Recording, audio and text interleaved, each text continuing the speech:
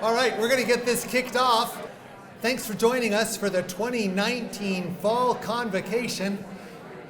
My name is Ken O'Donnell, and I'm still your Vice Provost.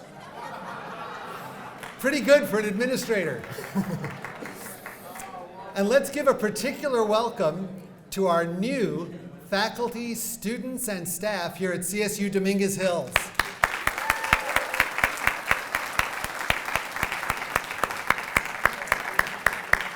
And we have more new people now than ever before. We are on a roll. We have more incoming students than we've ever had before in our history.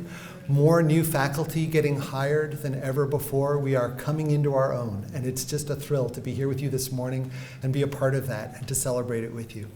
We're going to be hearing from a bunch of different people this morning. I'm here only in the capacity as your MC, and frankly, it's because the provost couldn't make it. I was their second choice. He is with other provosts from around the CSU meeting yesterday and today, which is why he's not here, but otherwise he really would have wanted to be here. Okay, so I said that part. Smooth, huh? So now, I'm going to turn things over for a video. This video is called Mentorship at CSU DH. I've seen it once before. It's pretty good, and it's not too long. I am a first-generation student, and I never really thought that what I was doing was important. Without the help of everybody that's mentored me so far, I don't feel like I would have gotten as far as I have. For me, that's the best thing about being here. Seeing them achieve things that they never thought they could. It was a long road to get my bachelor's degree. I took a very untraditional path. I was working, supporting myself. I didn't know what I didn't know. And I made it a point to introduce myself to all of my professors while I was here. Somebody who's already at this place where you want to be is recognizing something within you. And it gives you the permission to believe in yourself. Our research focuses on the intersection between psychology, technology, and media, how people's media consumption can affect them. I think it's remarkable that CSUDH has been represented on 60 Minutes, on national media. To me, that points to the amazing cutting-edge research that we're doing. If it wasn't for professors like Dr. Shabir, who had honestly bigger dreams for me than I have for myself, I wouldn't have had one of the most rewarding experiences, not only at CSUDH, but also in my life. The year after I graduated, I got recruited to Facebook, and I thought nobody's ever gonna ask me about the degree. That was the first question they asked. Ideas can really blossom here. For instance, joining a lab, or having an idea for some program that you want to start. We really allow those kinds of ideas to grow. The feeling I had when I was here as a student was that I could do anything. How can I share that experience that I had here with all the other students now? Mentorship in that sense is incredibly important because I started to believe in my own ability, and that definitely helped me, I suppose, become the person that I really am. For me, success is reaching the point where I can become help to other people. And now I'm heading off to my PhD.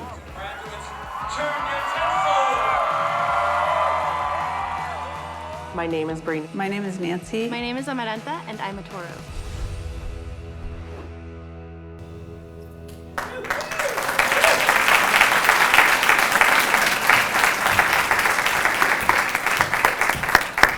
So didn't I tell you? And something that I think is really cool about that is their emphasis on the support for individual students. Even those of us who are not superstar, nationally known faculty members play a role in that. Everyone in this room plays a role in that. Just by the small gestures we give to each other that make sure everyone who's here feels welcome. It does a lot to make this place as special as it is. Our fall convocation program is an opportunity for us as a community to come together and look to the upcoming academic year. You're going to hear from the ASI president, the academic senate chair, and the university president, who will provide their greetings and also a vision for the year ahead. It's now my pleasure to introduce Dr. Charles Thomas, who's currently serving his first year as chair of our academic senate As Senate Chair, he's representing CSUDH faculty on campus, but also faculty on our campus system-wide with the other chairs of the academic senates around the state. And he serves as a liaison with the president's and the provost's offices, supporting the university's mission and goals, curriculum, and shared governance. He serves as a faculty member in the College of Business Administration and Public Policy, and he's a member of the California Bar Association. Please join me in welcoming him to the podium, Charles Thomas.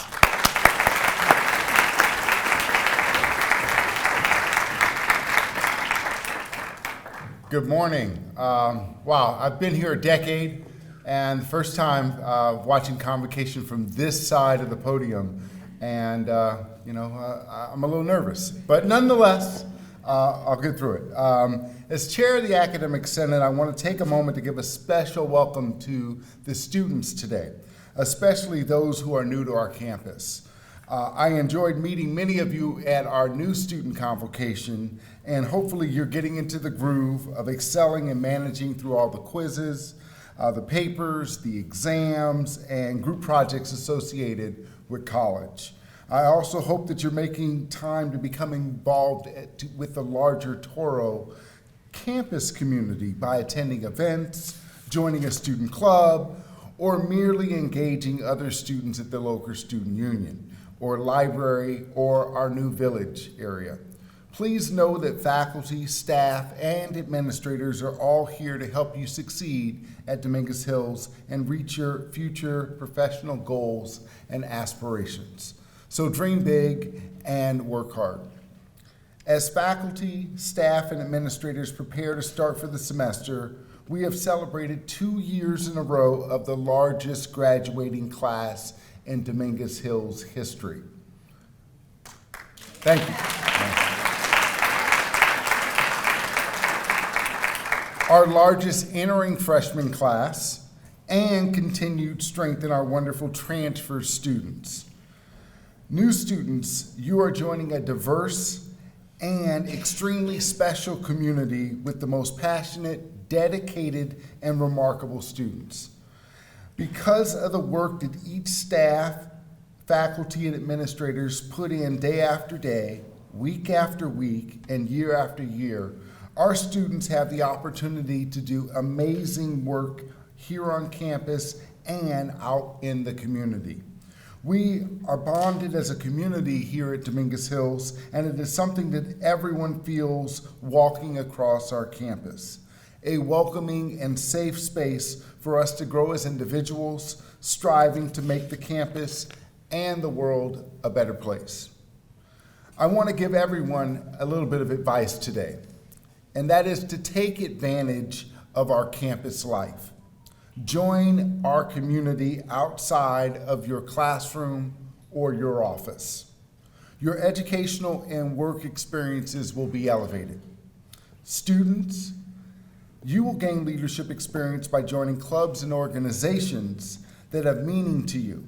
Seek out internships on and off campus. Take an active role in designing your future through the ways that you can reach out and join the Dominguez Hills community. Faculty, staff, and administrators, we all know the value of these experiences for students, but the opportunity to meet and collaborate with folks outside of your division enriches all of our working lives. Transformational experiences happen in the classroom, in clubs and organizations, in co-curricular events, in one-on-one and group meetings. I hope every member of our campus community will leave themselves open to these transformational experiences, whether large or small, and our work together on campus and in the communities is changing lives. I want to encourage us to remember these bonds when there are days ahead that will challenge us. Our campus is growing and increasing its footprint in the community, the state, and the nation. We are going to feel growing pains as buildings come down to make way for first-class learning environments. And individually, we will have moments of bureaucratic frustration. So let's remember to try to open doors for one another rather than close them. If we don't have the answer to questions someone is asking, let's try to find someone else who does have the answer. And I hope that we will remember to thank each other along the way for the help that we will need, to appreciate the hard work that goes on behind the scene, our custodian, facilities management, landscaping, parking attendants, students who keep an eye at the parking lots in the evening to help keep us safe, our financial aid office, admissions and records, advising, community service learning and internships, student affairs, academic affairs, instructional technology, our deans, our faculty, librarians, our Associated Students Incorporated, student workers and tutors, and all students in the classroom and in our organizations and clubs. I think that's everybody. That's everybody, okay? It was a mouthful, for me at least. Okay, so thank you all, and welcome to the beginning of another great academic year. I'll welcome our MC of MCs back to the stage.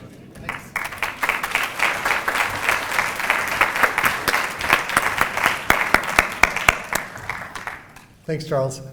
If you detected a certain joy in his remarks, I can tell you that it's heartfelt. I was working at Dominguez Hills for less than a year when I was talked into joining a retreat on high-impact educational practices that was hosted at some place outside of Santa Barbara. And we were sitting in a circle. Charles was on that retreat, and there were about a dozen of us sitting in folding chairs trying to figure out what we wanted to do. And he came up with an idea that I thought was pretty great. And so I kind of had to jump out of the chair, and I thought, okay, calm down. Like, I don't really know these people super well yet. I don't want to weird them out. But I thought, this is really cool. And I said to him, I really like that idea. Do you? And he said, yeah. And I said, why? And he goes, for the awesomeness. And I thought, okay, this is a pretty cool place. This is a place where I want to be. And I will tell you something else. The guy that I'm about to introduce lives all that advice we just heard about participating fully and joining everything. This is the president of Associated Students Incorporated, Christian Jackson. Please join me in welcoming him to the stage.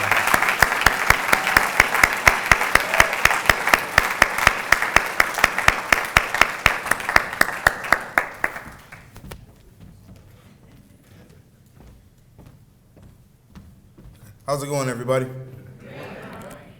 Good.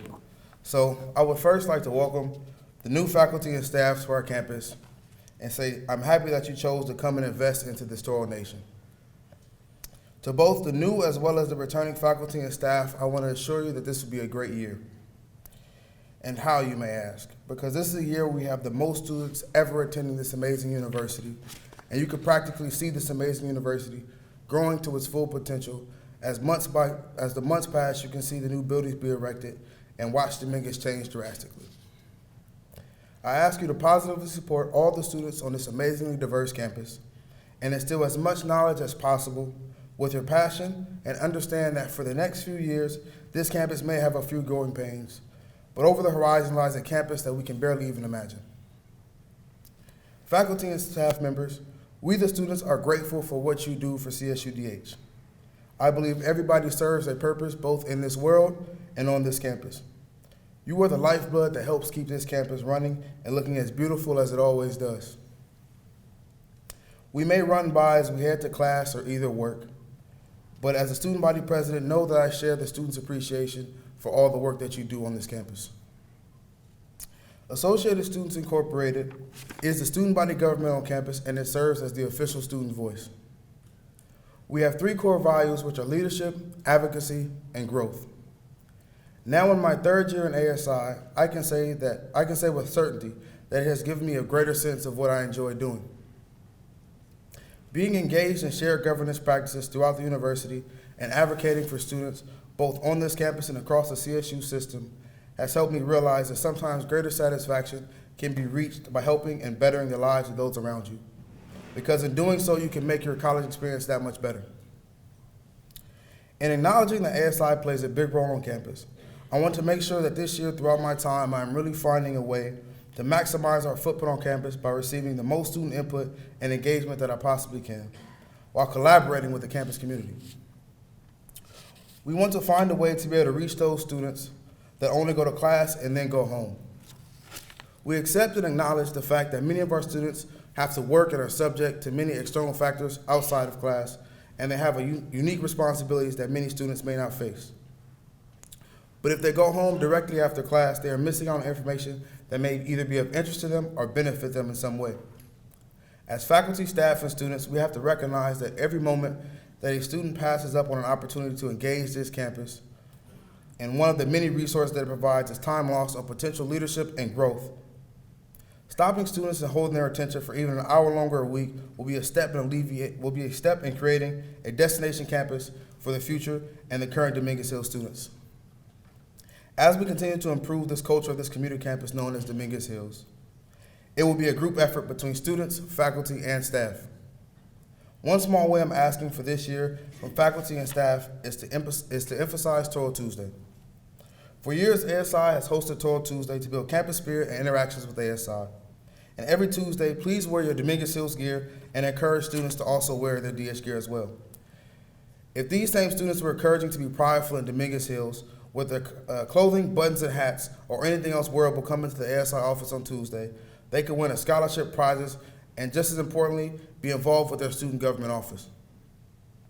My hope is for students to walk in the ASI office and walk out with an understanding of what ASI actually is and how they can be involved with the shared governance practices of this university. So I thank you for your time, and I ask you all to embark on this challenge with me as the school year progresses. Thank you.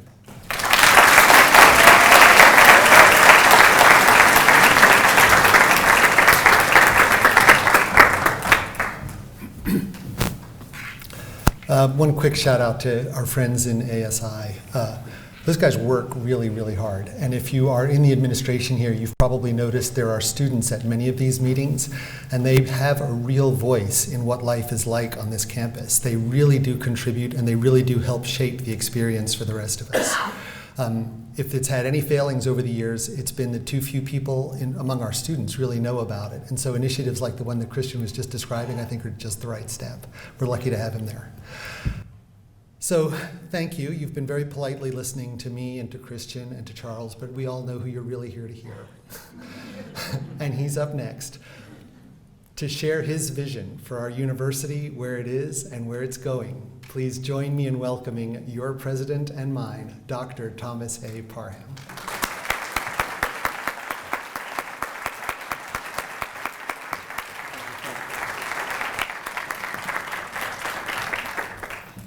Let me say good morning.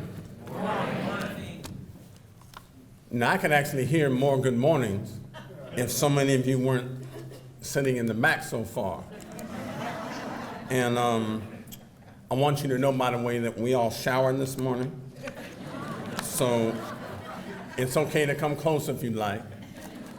And Charles, I appreciate you giving a shout out to everybody, right, along with that, but I want to make sure we acknowledge our colleagues in university advancement. I think that was one area that we forgot to acknowledge.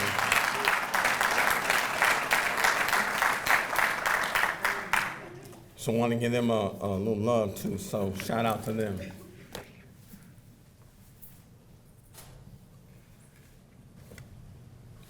Out of a desire to educate a broader segment of the region and state citizenry comes an academic institution bursting with the potential to change the trajectory of people's lives.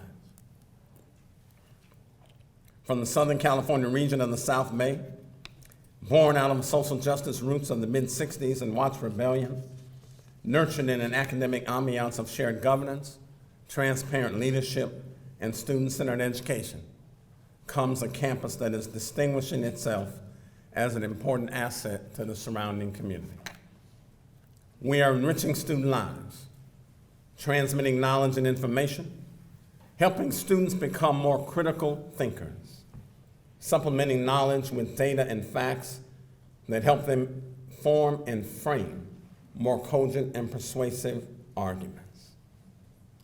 We are equipping students with the necessary skills to navigate the pathway to success and alignment with workforce needs, expanding their base of knowledge through research, scholarship, and co-curricular learning, and each of those are among the activities that characterize the mission of this institution. But the real story that plays out each and every day on the Dominguez Hills campus is how the combination of intellectual resources, faculty and staff engagement, and sound programmatic initiatives combine to create a transformative experience for our students who now believe that they belong and can succeed. Our Dominguez Hills campus is the soil into which the student seeds of possibility are placed, and much like the worker who tends the garden, we cultivate the soil with, what students need. We cultivate those seeds with the waters of intellectual stimulation, the nutrients composed of enlightenment and illumination. We till the soil to eliminate the weeds of social distraction representing the consequences of life circumstance. We expose them to abundant sunlight of affirmation and just enough shade of critique. And then we stand back and watch them grow into the fullest expression of all they are supposed to become. Our mascot is the Toro Bull, and we seek to emulate the qualities the bull represents of strength, being regal, virile, determined, and persistent. We are fond of saying that toros are T-squared because we transform lives that transform America.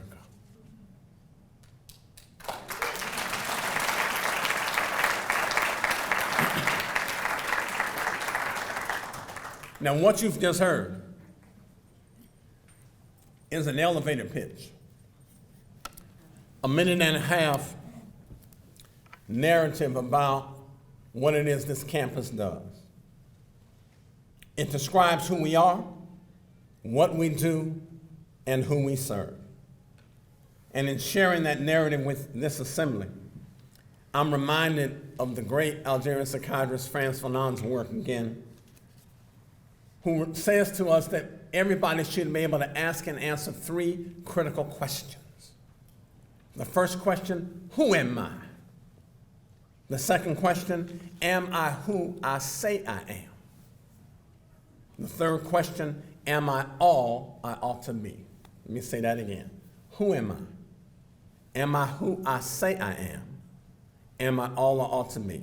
Now, what you've just listened to in that elevator pitch are the answers to the first and second queries that are related to the identity of our institution, as well as a question of congruence between our institutional aspiration and how that aspiration is actualized each and every day in the context of our daily activity on this campus.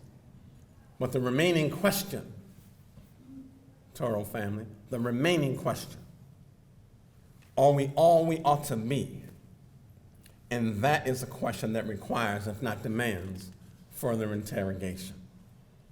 So with that, let me say good morning. Good morning. So on behalf of our First Lady, who I want to invite to stand, I remind folk every year she is a volunteer, right? Does not draw like not 1 ounce of salary, but we are so grateful to have a First Lady who is involved, who is engaged from events early morning, late at night, to staffing voter registration tables outside with the Queen Mothers, to doing lots of activity. I want you to give it up for your First Lady and my best friend, my wife, Davida Hopkins Parker.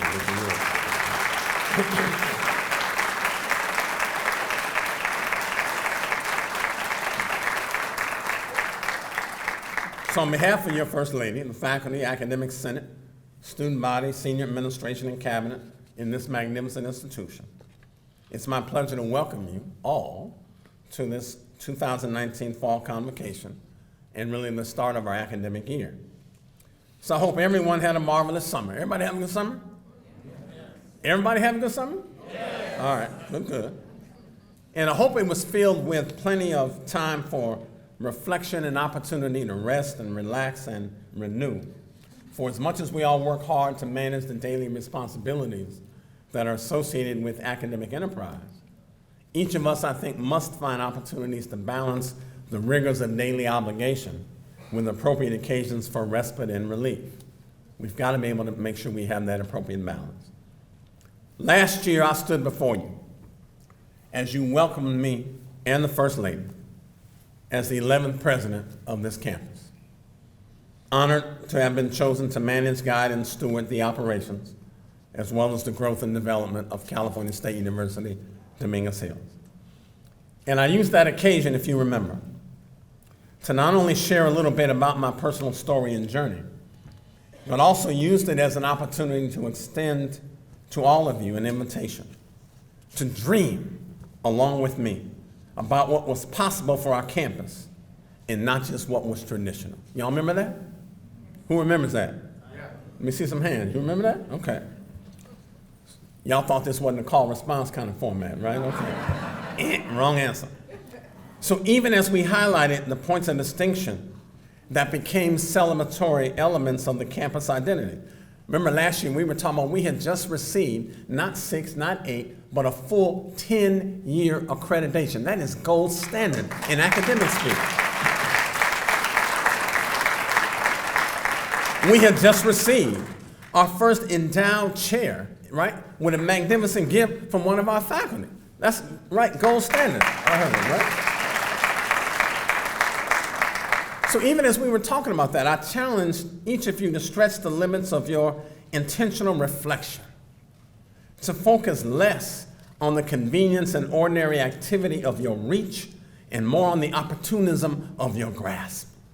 And in doing so, I acknowledge the tremendous legacy of the people, structures, and intentional activity that form the foundation of this campus. We have a tremendous legacy that we have inherited. But that intentional activity that formed the foundation of our campus, right, also reveals the restlessness in my soul to want to help our institution grasp for what is possible and not simply settle for what is predictable. Well, we've begun to do just that. And I hope the movement and mobility we have instigated will transform into an unstoppable and insuppressible momentum that will carry this institution into the next decade and beyond. So recently I've become fond of a quote by Og Mandino. When he talks about, I will love the light for it shows me the way, yet I will endure the darkness because it illuminates the stars. Let me say that again. What does he write? I will love the light for it shows me the way, yet I will endure the darkness. See the analogy for some of the, right, growth pains we're going to have because it illuminates the stars. And as the stars are all aligning to reveal the pathway to productivity and success, I invite all of you, as Theodore Roosevelt did before me, to keep your eyes on the stars and your feet on the ground. We are in a unique and especially rare point in time for this university. And I don't know if you all see what I see, but every now and then the forces in the universe align all in harmony, right, and synchronicity. And there's a lot going on at our campus that I want you to recognize because these moments don't come along but every so often. And if we miss it, if we squander it, shame on us. But I am prepared as your president, along with all of your help, to guide really that momentum. Because our conditions are ripe for growth and change and transformation. And all the factors are aligning in our universe to support our vision of possibility and potential. If we can only step outside of our daily grind to see what I believe is right before our eyes. We are building new buildings, which are changing the aesthetic ambiance of this campus. Y'all seen this new building?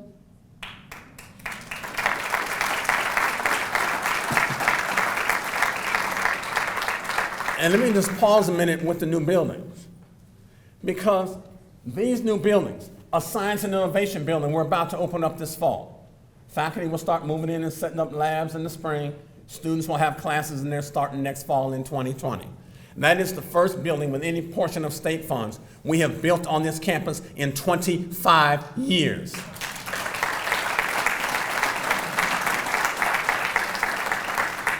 We have just broken ground in that middle slide right there on the Innovation and Instruction building. We had to give way to some old bungalows. By the way, And I told our Emeriti faculty this. I so appreciate and support the legacy they have allowed us to inherit. They put blood, sweat, and tears into helping this university grow to where it is. So we have saved bricks and beams and other stuff to make a permanent monument that I'm going to have made there to honor the legacy they have left us in support of the Emeriti faculty and others who came before all of us to make sure that we can enjoy the platform we speak from today. So we want to honor our faculty, right? And put that there. Bill Blisky, stand up for me. Give our emeritus faculty a hand.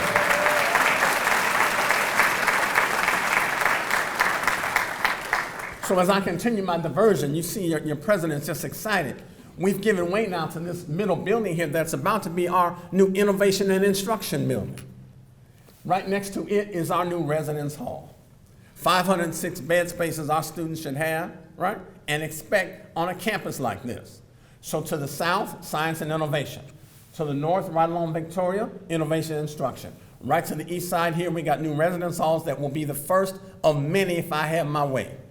We are going to exponentially increase the number of residence hall beds on this campus. We are not going to be a commuter campus any longer with the student demographics we have. I need them on campus longer, not shorter. I'm glad Christian is singing that tune as well. Everybody going to be singing that music, right, in the space. We need them here longer to be able to do that. But look at the aesthetic ambiance and how it begins to change. And much like our facilities folk teach us every day, in the same way that African proverb did. It said, it is the outer garment that best adorns the inner beauty of the person. You wonder why more applications are starting to arrive, more students are saying yes to the invitations we give them to come study here. Who wouldn't want to come study when looking at the momentum that we have? Just look at the way we are transforming this campus and growing, and you ain't seen nothing yet if we have our way. Just keep on dreaming with us, right? So we have new buildings that are taking the aesthetic ambiance of the campus, and these buildings increase our instructional and research capacity to be able to enhance the learning opportunities that our students engage in, and even faculty research and their own innovation and professional growth and development. This is not simply what other folk ought to have, this is what we deserve. And I challenged you last year to reframe the question of not what we are prepared to settle for, but rather, what do we deserve? And if we believe we deserve it, then doggone it, we're going to start demanding that the state and the system give us what we deserve on this campus to help support this institution we love called California State University, Dominguez Hills. That's what it looks like. We are ripe for transformation.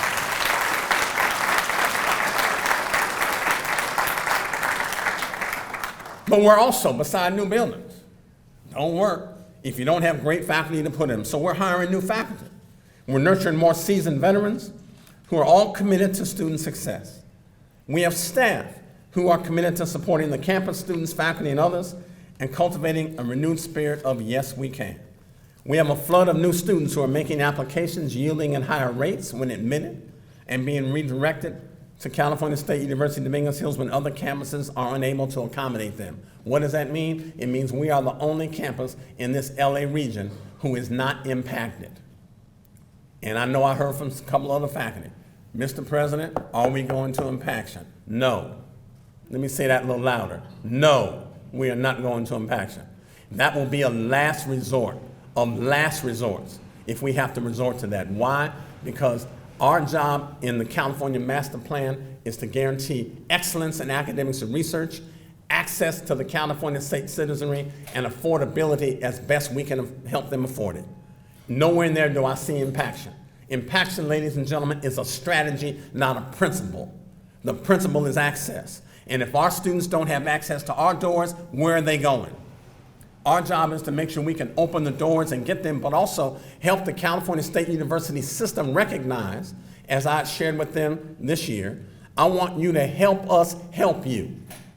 Because the system is committed to guaranteeing that access. But if we have regional campuses closing their doors, where are they going to go? Yes, we're going to take them, but we're going to also ask them to help us, right, to do that and to provide them with a first-in-class experience as well.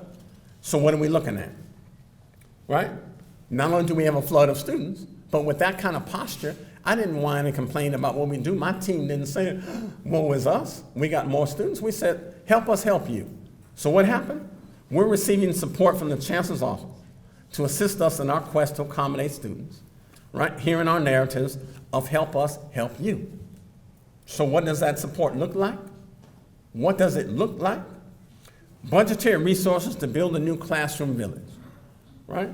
That classroom village started out as a $3 million fix and ended up at $6 million. The Chancellor's Office didn't blink when we said, help us, help you. We're not going to whine and complain about what's wrong. We are simply going to accommodate these students, but we need more lab space, we need more faculty offices, we need restrooms, we need whatever. In 4 months, we built that place, right? With the expertise of our facilities folk, with our construction and design and builders, right, who work with us. Why? Because we believe we could, and we believe that our students needed it, our faculty needed it. Now, is that going to be a permanent fix? No. But it'll get us through in the moment to help us accommodate students that we now know are going to be here. $6 million. Our natural sciences and mathematics renovation has been a long-standing priority of the campus, a project that could only happen after the Fume Hood Extensive Lab moved into the new science building. But in an era when we are trying to be ahead of that game, we have now had committed to get all the construction drawings and other stuff done. That is a $3 million fix. We already have it.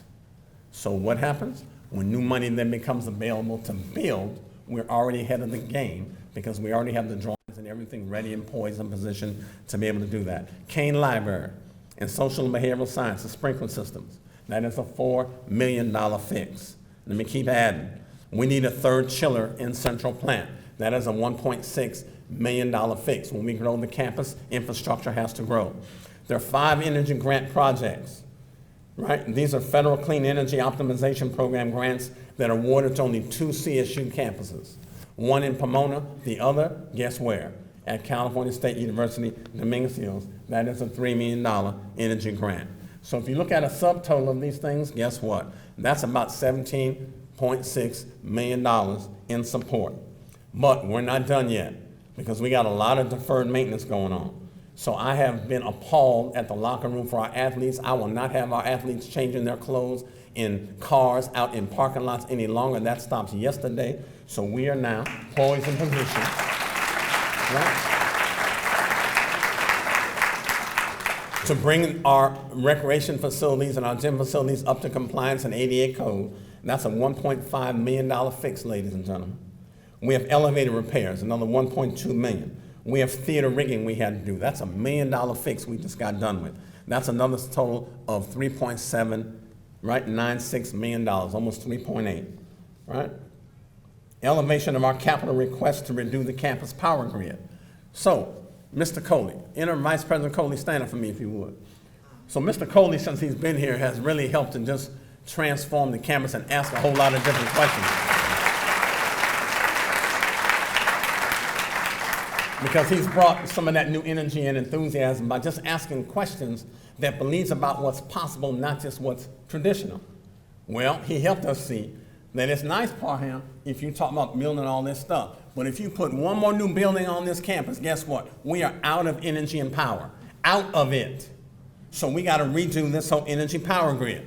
But Mr. President, that is a $21 million fix. Where are we going to get $21 million? Guess what? That project has now been elevated on the list of priorities for the system to look at. Why? Because Dominguez Hills needed it and asked for it. Guess what? It's on the list, right, for campus priorities in the Chancellor's Office, the campus power grid.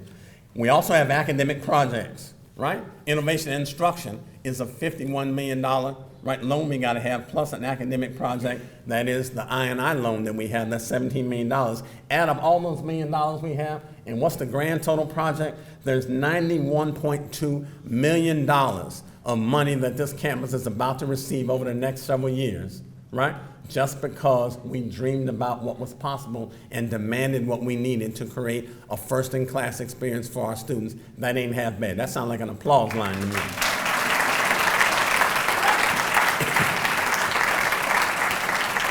So when I say to you that the forces and the stars are aligning with more students, with more staff, with buildings coming, with the Chancellor's Office fund, right, to support our aspirational endeavors, I mean exactly that.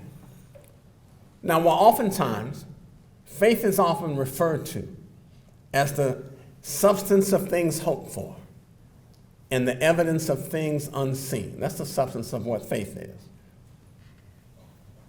I'm not asking for you just to take what I'm saying on faith. What I'm asking you now to do is to pay attention to the tangible and visible evidence that allows all of us to believe that we have tremendous support from the chancellor's office and that team. And when the students are now saying yes, we had discovered Dominguez Day for my investiture. Y'all remember that last year? 3,400 students showed up for that. Who knew? We had Toro at midday. We're used to getting 1,000 students. 3,200 students showed up. What are y'all doing? Why? I challenged our deans last year. I said, I want every dean reflected under that tent, showing off the best and brightest of our faculty. And what did they do? 3,000 people showed up. Well, guess what? Applications now are starting to creep up, right? When we used to admit this many people to get this many people, now more people are saying yes to us. So guess what? Our numbers are up. Is it any wonder why people are now starting to say yes to what we're doing? That's not a result of what your president is doing. That is your work. That is your work.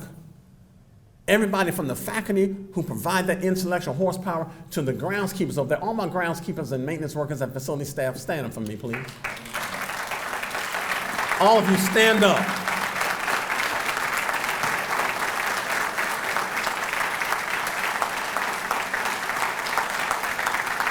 And I want you to know, ladies and gentlemen, what you are applauding for. If in that African tradition it says the outer garment best adorns the inner beauty of the person, then as soon as you come on campus and you look at the landscape and the grounds and everything else that is starting to kind of improve the pride we start to take, you never get a second chance to make a first impression, as that commercial used to say. Well, the first impression is often given by those ladies and gentlemen right there who work their backsides off every day, sometime before sun up till after sundown, to make sure that we can have an aesthetic ambiance that is more pleasing and we can do it better. I want to thank them because they are as much a part of what we are doing with our success as anybody else in this room, including your president. And I appreciate that. And I was so happy and grateful for them. I threw a special lunch for them last spring, a special lunch to celebrate our facilities folk, to simply say thank you. And they asked me, they said, well, Dr. P, what you doing down here? Because sometimes they see me coming down there to check on stuff and, peep in stuff, right? I said, I just come to say thank you. It takes nothing for us to say thank you to each other, right? Who help out and support the endeavors of this institution. So from the top of our administration, all the way through and permeate every nook and cranny of this campus, I'm grateful for what we see, but I'm very clear that the stars are aligning. Now, let me try to finish. I've titled this year's convocation address, Giving is Getting. And it forces me to ask the question, what are the things we need to give in order to receive the outcomes we desire? What do we need to give in order to receive the outcomes we desire? Now, my cabinet and your administration has been discussing this very issue, and we're keenly aware that there is a strong correlation between how people perceive themselves to be treated and how they will likely treat other people. Y'all with me on that? Mm-hmm. All right?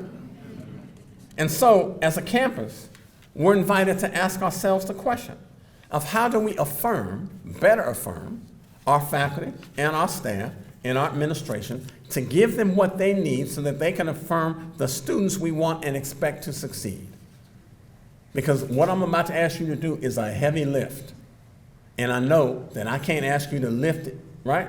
What is even heavier, because all of you are working your backsides off already.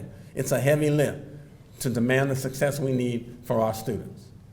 But what we're going to try to do, as your president, I'm asking myself and all of our senior leadership, how do we make investments in our faculty and staff for their professional development, for growth that improve their ownership of our student success? Know that we are considering how best to make good on that intention. So I want you to stay tuned as we expect to be coming your way with more concrete ideas on how to actualize that promise. I am very clear that I cannot expect you to push for and own the success of our students if we are not doing a better job of owning your growth and development and success of all the faculty and staff who put their lives and hearts on the soul every day on behalf of our students. So be prepared for that. We're coming.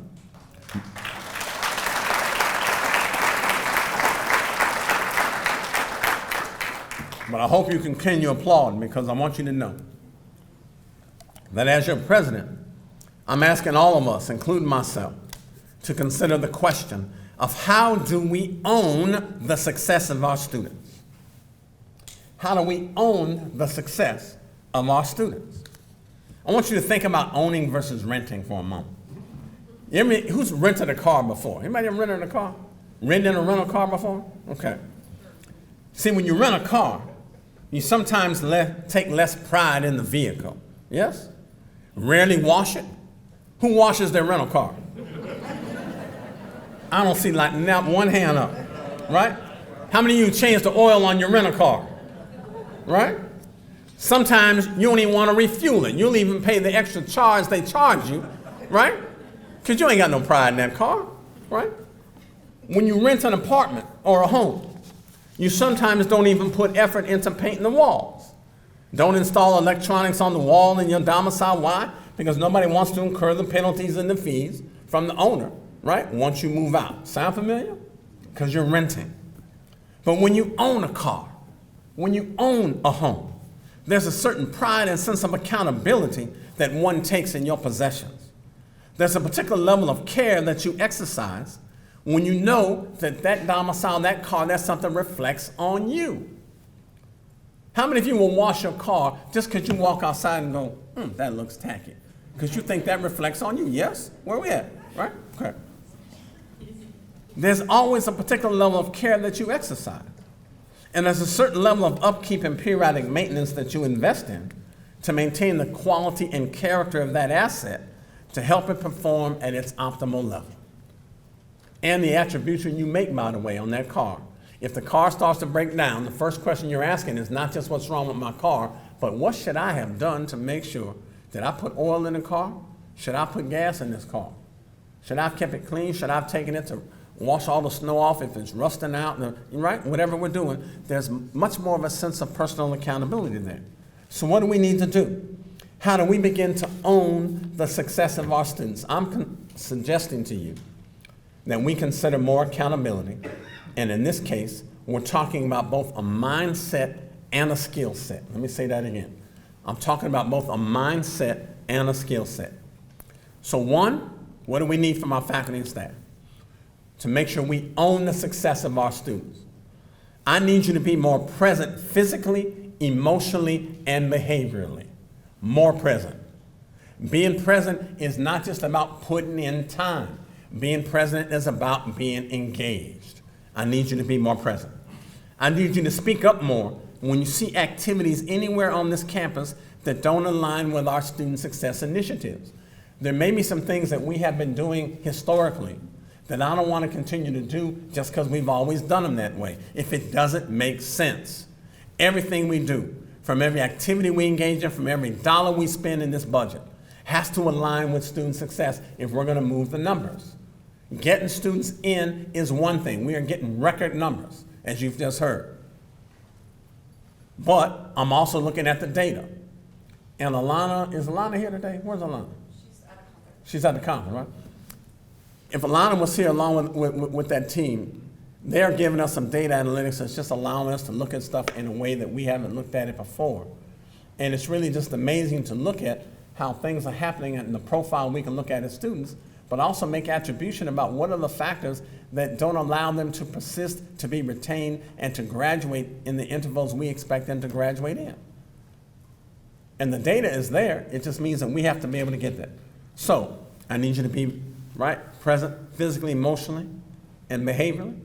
I need you to speak up when you see something we're doing that doesn't align with that success. And I need you to risk vulnerability. I need faculty and staff to hear me well on that. I need you to risk vulnerability even if you want to try something new on the off chance that it just might work. But you've got to be able to trust that even if you stumble or fall, someone among this peer group here who are all invested in student success is going to be there to help you up. That's the new spirit I'd like to see permeate this magnificent institution. Now, there are three key factors, I think, that I and your students need faculty and staff to invest in.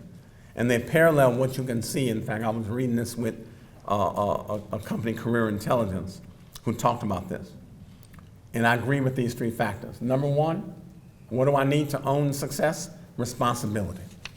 Responsibility is not just what you do, but a way of thinking. When we are responsible, we believe that success or failure is mostly up to us. I've taught all my life as an academician, since I've been a PhD, since I was 27 years of age.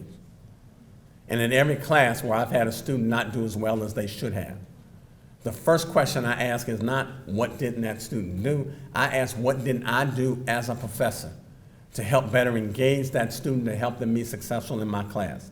That is what responsibility looks like. It's easy when things are easy, but it's harder when things are tough.